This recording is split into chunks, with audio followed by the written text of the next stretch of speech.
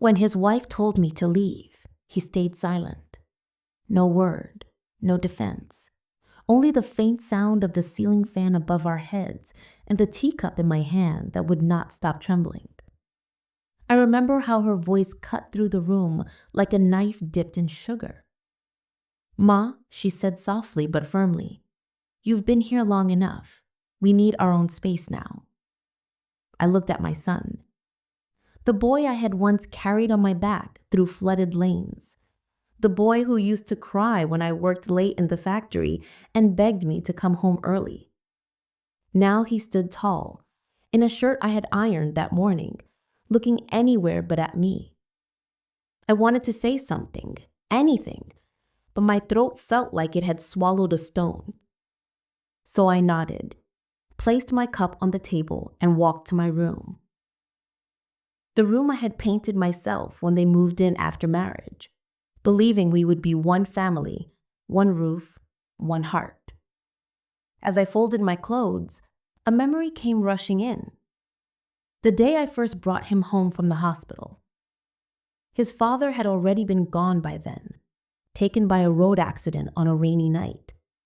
It was just the two of us against the world. I was 23 and terrified, but his tiny fingers wrapped around mine gave me a reason to keep breathing. I worked at a textile mill 6 days a week. Every night I would come home to him, wash his little hands, feed him rice and lentils, and hum old songs my mother used to sing. He was my sunrise after every storm. Years passed like pages in a book that I was too busy to read properly. He grew taller, quieter, smarter. He won scholarships and made me proud at every school ceremony. I remember once the teacher said, "You must be so proud of him, Mrs. Zen." I laughed and said, "I'm not Mrs. Zen, I'm just his mother." When he went to college in the city, I cried for 3 days straight. But I told myself it was for the best. A child must fly, and a mother must learn to let go of the branch. He called me every Sunday, sometimes twice. We would talk about his classes, his friends, his dreams. Then one day he told me he met someone, a girl named Alicia. "She's different, Ma," he said, his voice brighter than the city itself. "She understands me." I smiled through the phone, hiding the small sting in my chest. Every mother knows that day will come. The day your child belongs to someone else's world a little more than yours. When they married, I was the first to welcome her home. I cooked her favorite food after he told me she loved paneer. I even embroidered their names on a set of pillow covers as a blessing. She smiled politely, but never looked me in the eye for long. At first, I thought it was shyness. Later, I understood it was distance. A thin, invisible wall she was building brick by brick. She started changing the house. Different curtains, different rules. My old chair by the window was moved to the corner. The family photo of me and my husband vanished from the living room wall. I told myself it was nothing, that young people liked their own style. But a mother always feels when her roots are being cut. I remember one evening, she told him, "Your mother should rest more. Maybe she should visit her village for a while." He just nodded. He didn't ask me if I wanted to go. From that day, silence moved into our home. It sat with us at the dinner table, slept between the walls, and followed me wherever I went. One night I heard them arguing in their room. I didn't mean to listen, but my heart recognized his raised voice. "She's my mother, Alicia," he said. "She has nowhere else to go." Then a pause, and her reply, soft but sharp. "She has your love, but I need your space." That sentence haunted me for weeks. I tried to stay out of their way, cook less, speak less, be less. But sometimes, even silence is too loud for those who don't want you around. Then came that morning, the one I'll never forget. Rain was tapping on the window. I was making tea for 3 when she walked in wearing a fresh sari. She looked at me with a smile that didn't reach her eyes and said those words, "Ma, you've been here long enough." I waited for him to say something, anything, but he just tightened his tie and looked away. That's how the story began, with silence. Not the peaceful kind you find in temples, but the kind that makes your bones ache. The day after she asked me to leave, I woke earlier than usual. My hands moved by habit. Wash rice, boil milk, cut ginger for tea. I told myself, do your work quietly, do not be a burden. When they came to the table, I placed their cups with a small smile. She did not touch hers. Too much sugar, she said softly. I had not added sugar at all. I did not correct her. I only went back to the kitchen and poured a new cup. My son checked his phone while eating. "Ma, I'll be late tonight," he said. "We have a client dinner." I nodded and felt the chair under me become smaller. The house changed little by little, like a river changing course without noise. The blue curtains I stitched by hand were folded away, replaced by silver ones. My wedding photo with his father was moved to a drawer. The dining table runner I embroidered disappeared after a stain, though I had already washed it twice. She bought new plates and kept them in a cupboard with a small key. She said it was to keep them safe. I tried to believe her. I began to plan my footsteps.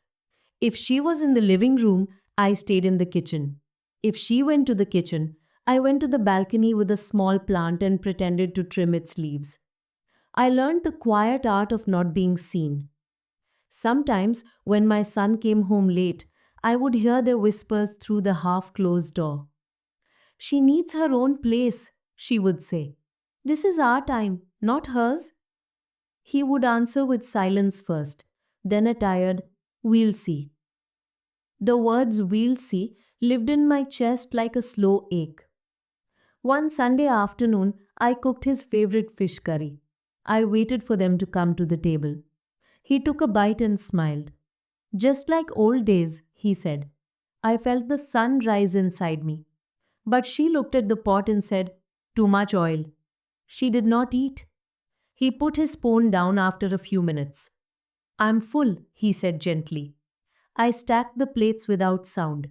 The fish tasted like salt and shame. We received an invitation to a neighbor's baby ceremony. I ironed my cotton sari and wore small gold earrings, the ones his father had given me on our first festival. At the door, she stopped me. "Ma, the event is modern. You will feel tired there. Better to rest." I was already wearing my shoes.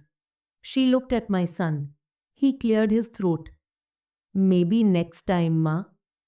I took off my shoes. I listened to the click of the door closing, like a lid on a jar. After that day, the house spoke to me differently. The clock ticked louder. The kettle hissed longer. The sofa cushions stayed unnaturally straight, as if they too were afraid to relax. I tried to make myself useful. I folded their laundry. I kept his work shirts ironed and ready. I wiped the small fingerprints from the fridge, though they were mine. But usefulness is not the same as belonging. A guest can also be useful. One evening, I heard her on the phone in the balcony. "Yes, we are fine, but it's crowded with his mother here. No privacy." A short laugh from the other side. "She's nice, just always around." I stood inside the door holding a wet cloth. I was not always around. I was always trying to be elsewhere. There were small misunderstandings that did not stay small. I kept a jar of money for vegetables. One morning, the jar was empty. She said she used it for sudden grocery delivery and forgot to tell me. The next week, when I asked for cash to refill it, she smiled. "Let's do digital. No need for jars." I do not know how to do digital. I began to cook with whatever was left. My body started to feel the weight of rooms I couldn't occupy. I would wake with a light pain in my knees and hide the bottle of balm under my pillow. When I sat too long, my ankles would swell. I did not tell them. We were already running out of space. I didn't want to take more with my complaints. One day, a parcel arrived with my name on it. A warm shawl, simple and soft in a color I used to love, marigold. A small card said it was from an old friend in my hometown. I wrapped it around my shoulders and stood by the window. When she passed by, she touched the fabric. Old fashioned, she said lightly. Heavy color. That night I folded the shawl into the lowest shelf. When my son and I were alone, he was kind. Ma, how are you? He would ask. I'm fine, I always replied. I wanted to say more. Do you remember the monsoon night I walked 2 miles to fetch your medicine? Do you remember the sweater I mended 7 times? Do you remember how we promised each other we were enough? But memory felt like asking for rent from a house that no longer belonged to me. I noticed he began to call me from his office instead of talking at home. Perhaps it felt safer there. Everything okay? He would say. Yes, I would say. We were a conversation of nods. On his birthday, I woke up early and made semolina halwa, his favorite since childhood. I placed a small lamp near the plate the way my mother used to. He came out in a hurry, knotting his tie. Ma, I have a meeting. We'll celebrate outside tonight. He took one spoonful. He kissed my head. He left. The lamp kept burning in the daylight, embarrassed to be seen. At night, they returned with a cake. There were photos already taken at the restaurant. I was in none of them. It was sudden, you would have felt bored, she said. I smiled and cut a small slice of cake. I kept the halwa in the fridge. It tasted of yesterday.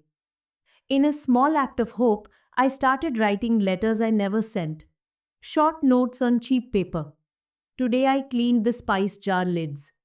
Today I stitched the tear on the bedsheet. Today I missed the sound of your father's bicycle bell. I folded each note and placed it between the pages of an old recipe book. It felt like storing rain in envelopes. The neighbors began to ask fewer questions. At the market, an old vendor asked me why I didn't come often anymore. Busy, I said. He gave me extra coriander and would not take money. I walked slowly home because kindness is heavy too. Once while dusting, I found a family photo inside the linen cupboard. 3 faces, a younger me, my husband with his quiet smile, my son 10 years old holding a balloon with a string wrapped around his wrist. I pressed the glass against my forehead for a long time. Then I put it back where I found it. It felt like returning a bird to a room without windows. The small arguments between them grew like cracks in a cup. They did not shout. They used careful words that hurt more. I need space. She needs respect. This is temporary. This has gone too long. In those moments, I wished I could become invisible dust and settle somewhere they would forget to wipe. I tried to visit the temple in the mornings. I liked the way the bells sounded like soft questions. I sat on the cool floor and breathed slowly. I placed his name before the deity without asking for anything specific, only that his heart stays brave and kind. On the way back, I would buy milk and return before they woke. One afternoon, while folding clothes, she came to my door. She leaned on the frame like it was her right. Ma, have you thought about going to your sister's place? She has space, and you would have company. My sister is old. Her health is not good, I said. She nodded like she had expected this. Then maybe a senior home. Some are very nice. Activities, friends, medical care. I felt my breath pause. I am not that old, I said quietly. I didn't mean it like that. She looked away and then added, we are trying to build our life. It's hard with 3. With 3, like I was a number, not a name. That night, my son sat on the edge of my bed. He held my hand. "Ma," he said, "it's complicated." I waited. He searched for words and found none. He said, "I want you to be comfortable." I nodded. "Comfort," I said slowly, "is not always a place. Sometimes it is a person." He looked at the floor. After he left, I pressed my palm to where he had been sitting, as if warmth could be saved. The next morning, a small thing broke the surface. I had placed my steel tumbler on the kitchen counter. She moved it to the corner. Later, I moved it back without thinking. She moved it again. When I reached for it the third time, our eyes met. Neither one of us spoke. Two hands on one tumbler. She released it first and smiled, but it was the kind of smile that closes a door. I took the tumbler to my room and drank water slowly, as if water too could be rationed. I decided to write to my old workplace to ask if they needed part time help. I thought, if I earn again, I can feel like a person again. My wrists remembered the weight of cloth rolls and the sound of the cutting table. But when I told my son, he said, "Ma, you don't need to do that now. Rest." Rest felt like being asked to sit in a chair facing the wall. There were days of small kindness too, and that made the confusion worse. She made soup when I had a cough.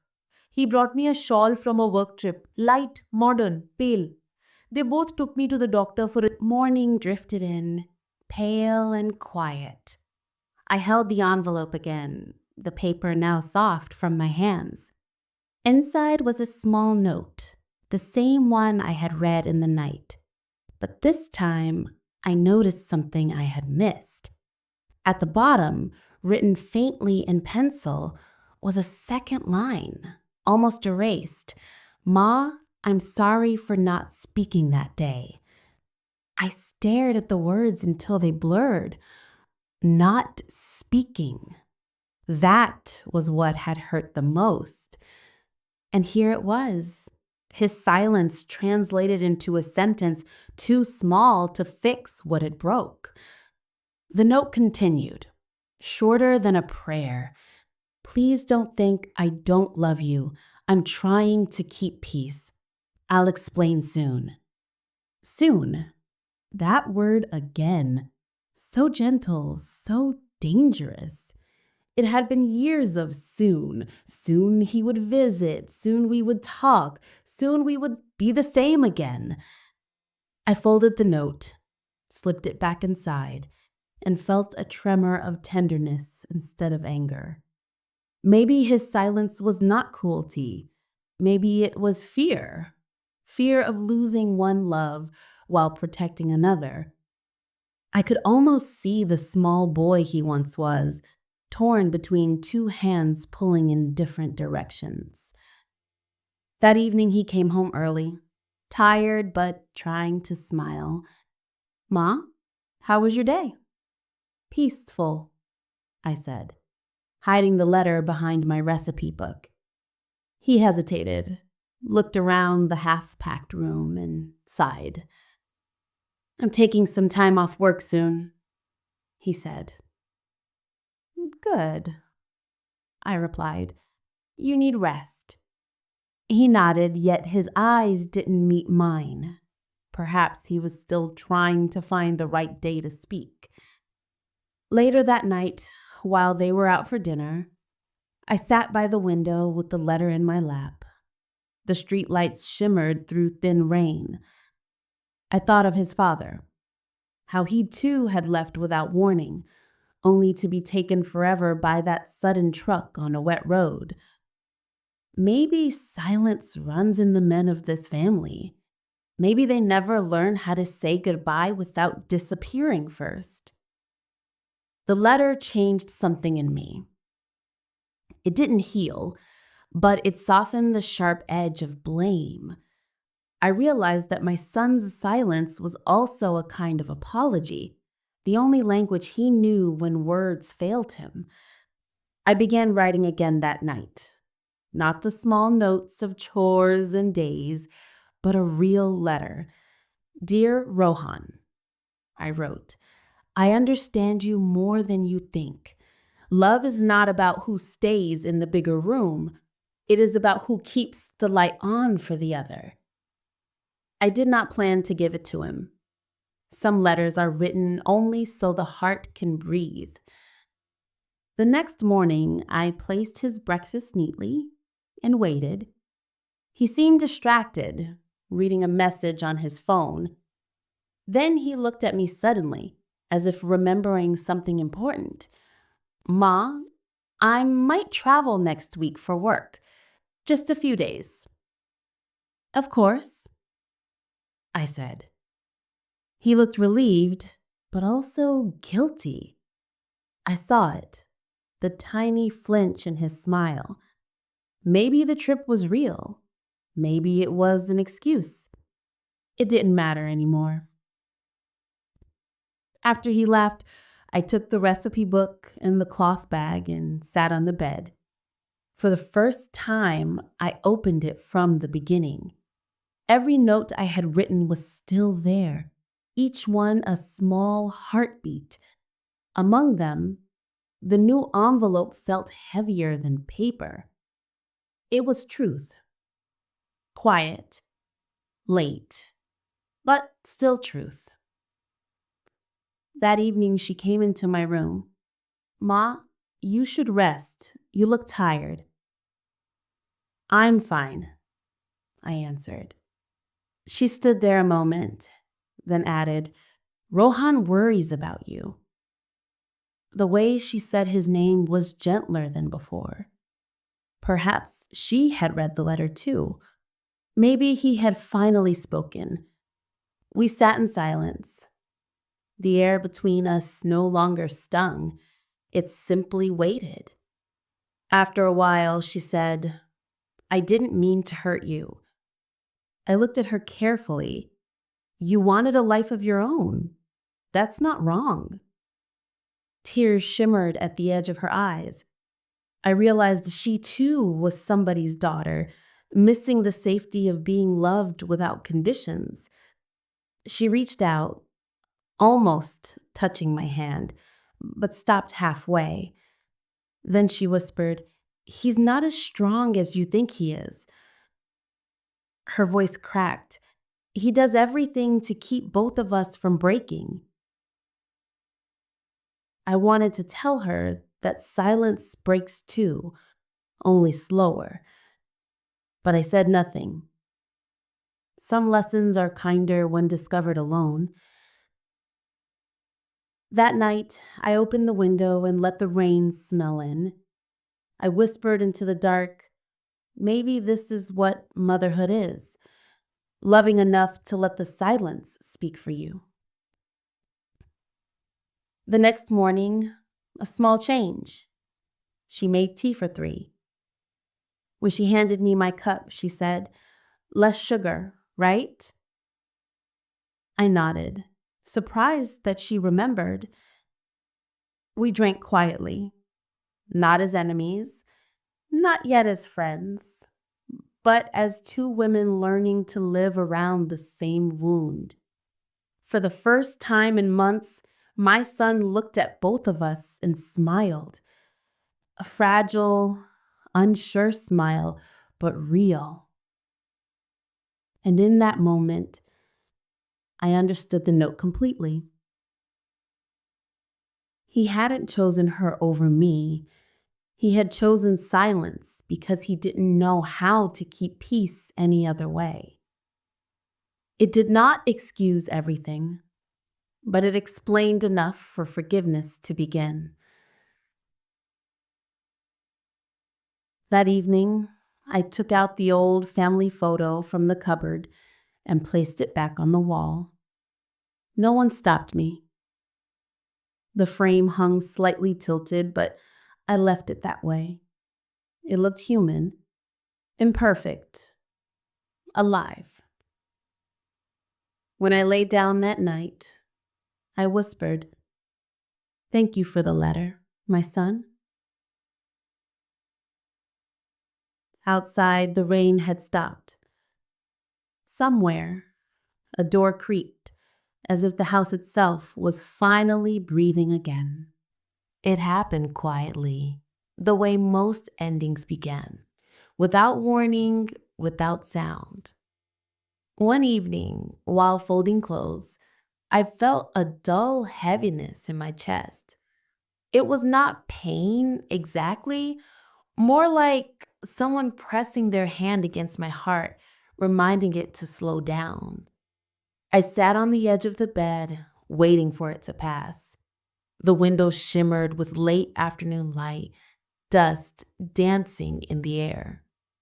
When I tried to stand, the floor tilted. My hands searched for the wall, but the wall seemed far away. I heard my breath come short, shallow. The shawl slipped from my shoulder to the floor. The next thing I remember is her voice, Alicia's, calling my name, frightened, not firm. Ma, Ma, can you hear me?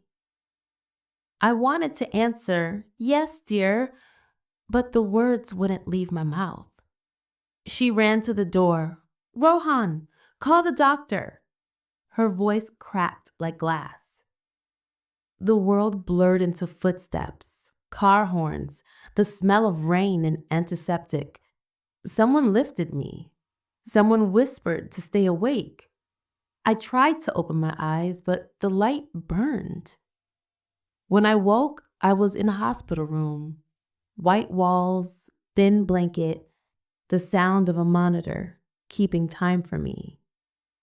My son sat by the bed, head in his hands. Alicia was beside him, eyes red, holding a small prayer book. I wanted to lift my hand to touch his hair, to tell him I was still here, but the IV tube tugged at my wrist. He looked up and saw me awake. Ma, his voice broke halfway. I'm sorry, he whispered. I should have spoken. I should have stopped everything before it got this far. I smiled faintly. You're speaking now, I managed to say. Tears ran down his face, fast and helpless. I thought I was keeping peace, he said. I was just scared to lose both of you. I tried to tell him I understood that silence was its own kind of storm, but my voice trembled too much. He held my hand like a child again. Alicia stepped closer. Ma, please come home soon. The house feels empty. Her words were soft, sincere. Maybe fear had taught her kindness. For a long moment, the three of us stayed that way. No noise, no pride, just breath and forgiveness. When the nurse came in, she smiled and said I was stable. But I knew something inside had shifted forever. There are recoveries of the body, and there are goodbyes that begin in the soul. That night, as the lights dimmed, I watched my son doze in the chair beside me. His hand still held mine.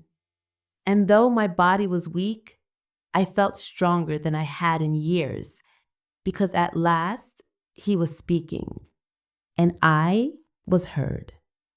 When they brought me back from the hospital, the city looked washed clean. The monsoon had left puddles shining like mirrors on the road. In them, I could see fragments of sky, faces of children, bicycle wheels, and for a second, my own reflection, older, smaller, but still here. They helped me up the stairs slowly. Alicia carried my bag. Rohan held my arm as though it were made of glass. He had not let go of me once since that day. He walked beside me, whispering, Careful, Ma, step here. When we entered the apartment, I almost didn't recognize it. The photo of our family was back on the living room wall, centered between the curtains I had stitched years ago. Fresh flowers stood on the table, and the faint smell of ghee and cardamom floated through the air, the smell of home. I looked at Alicia. She smiled shyly. I cooked halwa, she said. You once told me he loved it. I could hardly speak. I only nodded and whispered, Thank you. For the first few days, I rested. The doctor said I should avoid stress, but the truth was, stress had already left me. It was sorrow that still lived quietly inside. Rohan stayed home from work, sitting by my bed, helping me eat, covering my feet when I slept. Sometimes I woke in the middle of the night and saw him still there, his head resting on his folded arms at the edge of the bed. Each time I whispered a small prayer. Let him find peace before I go. The days became softer. Alicia would bring me tea at dawn, the way I used to for her. We spoke in small sentences about the weather, about her work, about recipes. I could see effort in her eyes, the kind that comes from guilt and new understanding. Once she said quietly, I didn't know love could sound like silence. I smiled. It usually does. I watched them together, less proud now, more careful with each other. They moved through the house like people who had seen how fragile everything truly is. And for the first time in a long while, I felt warmth instead of ache. A week later, I asked Rohan to take me to the temple. He looked worried, but I insisted. The drive was slow, the air smelled of wet soil. When we reached, he offered to park close, but I told him I wanted to walk the steps myself. Inside, bells echoed like heartbeats. I stood before the deity, closed my eyes, and said nothing. No asking, no pleading, only gratitude. When I opened my eyes, I saw Rohan behind me, palms joined, tears shining. For the first time since his childhood, he touched my feet. Don't, beta, I said softly. But he bent anyway. Ma, I want to start again. I placed my hand on his head. Then start, but start with kindness, for yourself too. On the way back, we stopped by a small tea stall. We drank from clay cups and watched the rain fall on the tin roof. He told me about his fears, how he had wanted to protect everyone and ended up hurting everyone instead. I listened quietly, because sometimes forgiveness is just listening without interruption. That night, Alicia came into my room with warm milk. She sat on the chair near my bed and said, Ma, when you're fully better, maybe we can visit your village together. You can show me where he grew up. Her voice trembled with sincerity. Yes, I said, smiling. It's beautiful there. A small pond, mango trees, and the same sky. For a few weeks, life felt gentle again. We laughed at small things, a burnt toast or dripping tap. Rohan began leaving notes on my bedside table. Breakfast ready, doctor at 5 p.m. Love you, ma. Each note was a stitch repairing something torn. Then one night, the cough returned. I tried to hide it, but Alicia heard. She came rushing in with water. It's nothing, I said. But by morning, fever had found me again. They called the doctor. He said it was just weakness. Still, I could feel a strange lightness in my chest, the kind that comes before a long journey. I asked Rohan to sit beside me. He held my hand worried. Ma, you'll be fine. Yes, I replied. I will be. Just promise me one thing. Don't let silence live between you two again. He nodded through tears. I promise. That night, sleep came like a tide. I dreamt of my husband waiting by the river with his bicycle, waving. The air was cool, the water calm. He smiled and said, It's time to rest. I smiled back. I knew. When morning came, light poured gently through the window. Alicia entered with tea and called my name softly. I didn't answer. Rohan came running, his hands shaking. He called again, louder this time. But I had already gone to where silence no longer hurts. Traditional Pehchalin. They told me later, or perhaps I imagined it, that he sat by my bed for hours, holding my hand long after it had turned cold. He found the recipe book beside me, the letters I had written, and the small note he had given me folded among them. He read every line, one by one. When he reached the last one, "Today I learned how to disappear without leaving," he pressed it to his chest and wept. Alicia found him there and knelt beside him. He whispered to her, "She never really left, did she?" She shook her head. "No, Rohan, she only moved into our silence." That evening they lit a lamp on the balcony. The same lamp I once used on his birthdays. The flame swayed gently in the wind, small but unbroken. From somewhere beyond the dusk, I wished I could tell them, "You have learned what love truly is, not loud, not proud, but steady." It's been 6 months since my mother left this world, and there isn't a single morning I wake without hearing her footsteps in my mind. Sometimes I still expect the kettle to whistle at dawn or to smell the tea she used to brew with crushed ginger, but the kitchen stays quiet. After the funeral, I couldn't open her room for days. When I finally did, the air smelled of sandalwood and thyme. On the table lay her old recipe book, the pages curled from years of use. Inside, I found the letters, each one written in her neat, patient hand. The first few were about small things. "Today, I made your favorite curry. Today, I missed your laughter." Then they changed. They became lessons disguised as memories. Love doesn't ask for space, it creates it. Silence may keep peace, but it can also bury truth. I read every line until my eyes burned. For the first time, I truly saw what she had been trying to say all those years. Not through anger, not through blame, but through quiet endurance. Her love was never loud. It was in the way she stayed. Even when we pushed her to the edges of our world, she remained, like air, invisible but everywhere. Alicia and I went to her village last month. We found the pond she had told us about, the mango trees leaning over the water, their roots clutching the soil like old hands refusing to let go. We placed her ashes beneath one of those trees. When the wind blew, yellow leaves fell into the pond and floated away. I told myself they were letters too, messages she had been writing all her life, only now the sky was reading them. Since then, I've changed small things. The photo on the wall stays where she left it.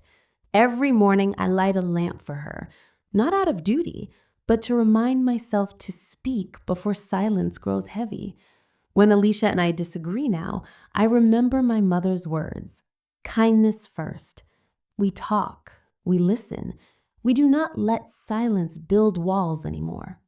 Sometimes at night, I sit on the staircase where she once sat. From here, I can see half the city lights, like tiny prayers floating in the dark. I imagine her beside me, wrapped in her marigold shawl, smiling that small, forgiving smile, and I whisper, "Ma, I hear you now." If anyone listening has a parent still waiting for a call, a visit, a kind word, don't wait for the perfect time. There is no perfect time. Speak while your voice can still reach them. Forgive before the story ends. Because one day, when the room is empty and the silence finally answers back, you will realize they never needed your perfection, only your presence. My mother once wrote, "Home is not where we stay. It's where someone remembers us without bitterness." I think I finally understand. Her absence taught me how to love. Her silence taught me how to speak. So tonight, as I blow out the lamp, I whisper the same words she said the day she left her home for me. Take care of each other. And for the first time, I know I will.